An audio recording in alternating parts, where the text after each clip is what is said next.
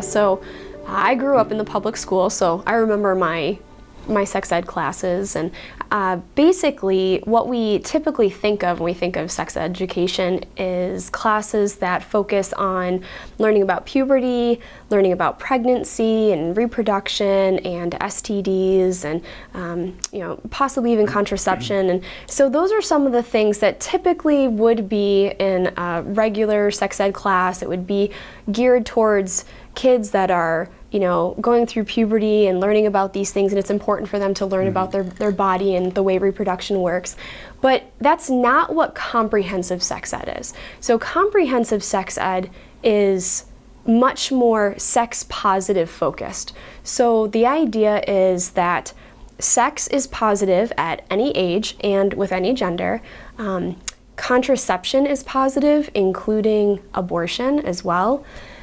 And it's this idea that a child gets to decide when they're ready and what kind of sexual activities they would like to engage in, regardless of anything else, boundaries, parental consent, any of that stuff.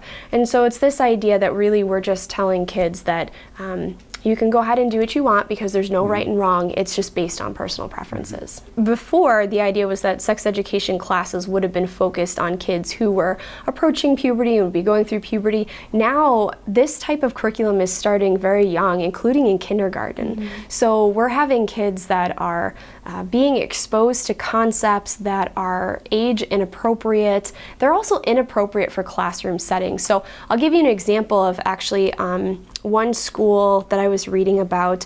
They had children sitting in a chair, and they would have a note card above their head with a word on it. So something like even masturbation would be on there, and the child couldn't see what was on the card, but all the rest of the kids in the classroom would sit around them and start yelling out descriptive words or other things to help that child guess what the word was on the card. So some of these things are being taught in very inappropriate ways and shouldn't even be discussed in schools. Yeah. They encourage teachers to use role plays because oftentimes that's a good way of learning. But when it comes to sex ed, we don't want children role-playing sexual scenarios in the classroom. It's uncomfortable, it's inappropriate, it leads to this idea that this desensitization to this material. So the curriculums actually tell teachers if there's children that are uncomfortable doing these role plays, encourage them to do it anyway. So it's push them past what they're comfortable with and ensure that they're engaged. And then the role plays include usually all different types of gender combinations or transgender individuals in the role plays. And that can start as young as elementary school. And sometimes it's role playing, and other times it's demonstrations. So I saw some lessons were happening in an elementary school where young girls were being taught how to put condoms on penis models. So this was a 5th grade class that had penis models in front of the classroom, and the girls were racing up to the penis models to put condoms on fastest. So there's just a lot of group activities that are sexualizing our young children.